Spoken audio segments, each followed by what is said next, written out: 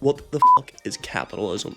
There's obviously been a lot written about capitalism over the past 200 years, whether that be from Adam Smith to Karl Marx or David Ricardo, but I wanted to use a modern explanation of it from Yanis Varoufakis, who is a pretty influential Marxist economist nowadays.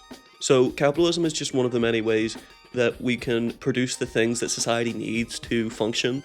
To do this, capitalism heavily relies on markets, which we can think of as these free, decentralized places where buyers and sellers can meet to buy commodities off of each other. And these markets apply two kinds of value to these commodities. First is the experience-based value, which is basically how that commodity provides you with a value based on the experience you gain from that object. And secondarily, you have exchange value, which is the value of that commodity in comparison to the other commodities on the market. But that actual value originates from the work the producer puts into that commodity, both in the way that it is produced to provide an experience, but also in the time and skill exchanged for the creation of that product. And for those commodities to be consistently created within capitalism, we need two things.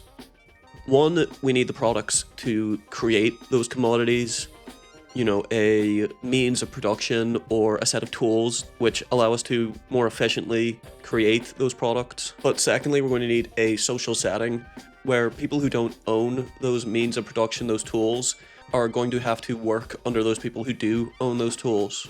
This would make up the general relations of production. And it's the ownership over those tools by certain people which provides them with the social power over the non-owners of those tools, as those non-owners without those tools don't have a means of actually producing anything within the market to sell.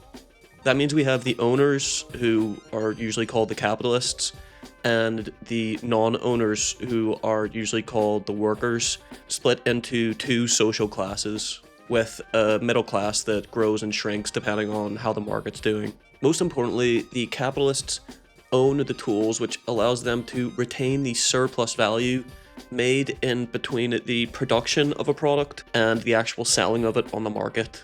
In this way, capitalism represented an innovation in the way power was used in society, in which you had one social class which could command others without using physical force, political power, or even soft power, but instead using economic power. But it's worth pointing out one or two other things that Yanis Varoufakis also says.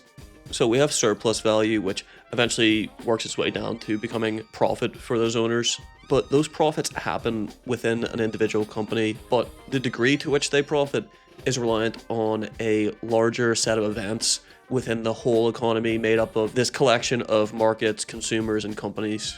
And there are times in which capitalism, through this larger economic environment, comes into crisis within its production process. Firstly, we can see a falling rate of profit, in which profit, being one of the fuels of capitalism, starts to depreciate, which leads to certain firms and companies going into bankruptcy as they're no longer able to survive within the limited profits that are now in the market. On the flip side, you then have debt crises.